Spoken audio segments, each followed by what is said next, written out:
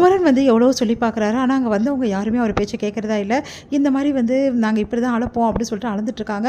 அதை பார்க்கும்போது சார் இப்படி அநியாயம் பண்ணாதீங்க சார், இதெல்லாம் எங்கள் இடம் சார், ஏன் சார் இப்படிலாம் பண்ணுறீங்க அப்படின்னு சொல்லிட்டு எவ்வளோ சொல்லி பார்க்குறாரு. அவங்க கேட்க மாட்டேங்கிறாங்க.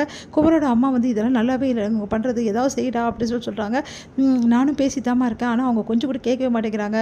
இவங்கெல்லாம் பணக்காரங்கடா, பணக்காரங்க பேச்சு தான் கேட்பாங்க, நம்மள மாதிரி ஏழைங்களா இப்படி தான் வயிற்று அடிப்பாங்க அப்படின்னு சொல்லிட்டு அவங்க அம்மா வந்து செமையாக டென்ஷன் ஆகி கத்திட்டு இருக்காங்க. ஒரு பக்கம் வந்து கங்கா வந்து விடுங்க, ஏங்க இப்படி பிரச்சனை பண்ணுறீங்க, நானும் பிரச்சனை பண்ணுறேன், அவங்க பாரு எப்படி பிரச்சனை பண்ணுறாங்கன்னு கங்காவும் எவ்வளோ பேசி பார்க்குறாங்க. உன் வேலையை பார்த்துட்டு போமான்னு சொல்லிட்டு அவங்க பாட்டும் வேலை செஞ்சுட்ருக்காங்க.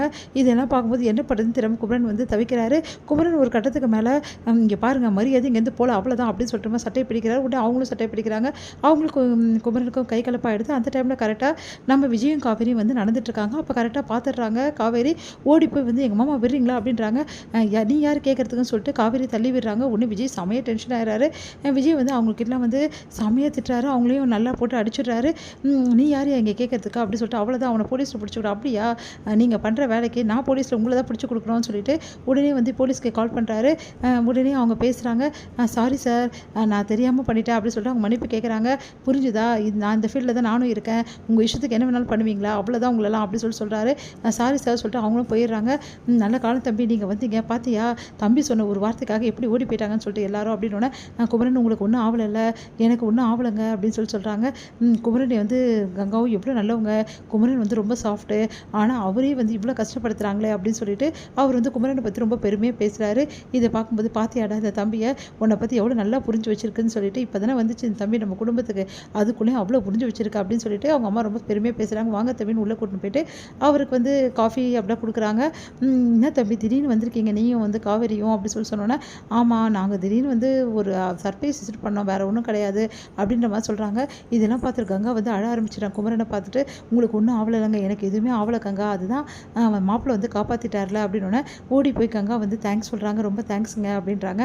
பரவாயில்லைங்க, நமக்குள்ளே என்ன இருக்குது, நம்மளாம் சொந்தக்காரங்க அப்படின்னு சொல்லிட்டு விஜய் சொன்னோன்னே உடனே கங்காக்கு ஒன்றும் புரியல, இவர் என்ன இவ்வளோ மாற்றமாக இருக்காரு அப்படின்னு சொல்லிட்டு யோசிக்கிறாங்க. பார்த்தல நீ என்ன இப்படிலாம் சொன்ன கங்கா அவரை பற்றி, ஆனால் இப்போ பாரு கங்கா அப்படின்னு சொல்லிட்டு தனியாக கூப்பிட்டு சொல்கிறாரு. வந்து நம்ம குமரன் நம்மளுக்கு எவ்வளோ சப்போர்ட் பண்ணாருன்னு. ஆமாங்க, உண்மையிலேயே ஒரு மாதிரி தான் போயிருக்காரு அப்படின்னு சொல்லிட்டு கங்காவும் யோசிக்கிறாங்க. அடுத்து வந்து இதெல்லாம் பார்த்த காவேரிக்கு சந்தோஷம் தாங்க முடியல, அப்படியே பார்த்துக்கிட்டே இருக்காங்க. சரி ஓகேங்க அப்படி சொல்லிட்டு நாங்கள் போகிறோம் அப்படின்னு, எங்கே தங்கியிருக்கீங்க, எல்லாம் நம்ம வீட்டில் தான் தங்கியிருக்கோம் அப்படி சொல்கிறாங்க. சரி கங்கா வந்து குமரனே வந்து கூப்பிட்றாங்க, நீங்களும் வந்துருக்காங்க அப்படி சொல்லிட்டு கூப்பிட்றாங்க. பரவாயில்ல அவங்க இங்கே இருந்துட்டு போட்டோம், இல்லை நம்ம எங்கள் வீட்டில் போய் இருக்கணும், அங்கே என்ன நடக்குதுன்னு தெரியல, அதெல்லாம் போய் விசாரிக்க சொல்லியிருக்காங்க அம்மா, சரி நான் வரேன் அப்படி சொல்லிட்டு கங்காவும் சொல்கிறாங்க. சந்தோஷமாக காவேரி சரின்னு சொல்லிட்டு கிளம்புறாங்க. வீட்டுக்கு போனோடனே வந்து காவேரி ரொம்ப சந்தோஷமாக இருக்காங்க. அதை பார்த்து விஜய் வந்து என்ன காவேரி இவ்வளோ சந்தோஷமாக இருக்குன்னு கேட்குறாங்க. எல்லாம் நீங்கள் தான் காரணம் அப்படின்னு சொல்லிட்டு அப்படியே வந்து பிடிச்சி சுற்றுறாங்க. காவேரி கொஞ்சம் அமைதியார் அப்படின்னா அப்படியே வந்து ஹக் பண்ணிக்கிறாங்க. உங்களை ஹக் பண்ணிக்கலாம்ல, சரி அப்படின்றாரு. உடனே வந்து எனக்கு எவ்வளோ சந்தோஷமாக இருக்குது, எல்லாம் உங்களால் தாங்க, நீங்கள் எவ்வளோ பெரிய விஷயம் எனக்கு பண்ணிட்டு இதுவாக மாஸ் ஹீரோங்க, நீங்கள் செம்மையாக ஹீரோஸை காட்டினீங்க, எப்படி இருந்து தெரியுமா, அவங்களெல்லாம் வந்து அவ்வளோ கேள்வி கேட்டீங்க, அடிச்சிங்க, எங்கள் மாமாவுக்கு சப்போர்ட் பண்ணிங்க, எங்கள் மாமா பற்றி பெருமையாக பேசுனீங்க.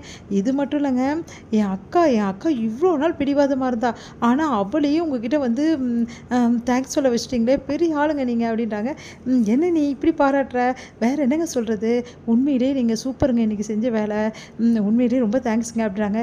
இதெல்லாம் யாருக்காக செஞ்சீங்க அப்படின்னோடனே, எல்லாம் வந்து எனக்காகவா அப்படின்னா, பின்ன உனக்காக தான் செஞ்சேன், வேறு யாருக்கு, எனக்கு கங்காவுக்கு குமரன் மேலே எந்த கோவமும் கிடையாது, அவங்க எப்போவுமே நல்லா இருக்கணும்னு தான் நினைப்பேன், அதனால தான் அவங்க பாவம் இல்லையா அப்படி சொன்னோன்னே, ஆமாங்க அப்படின்றாங்க.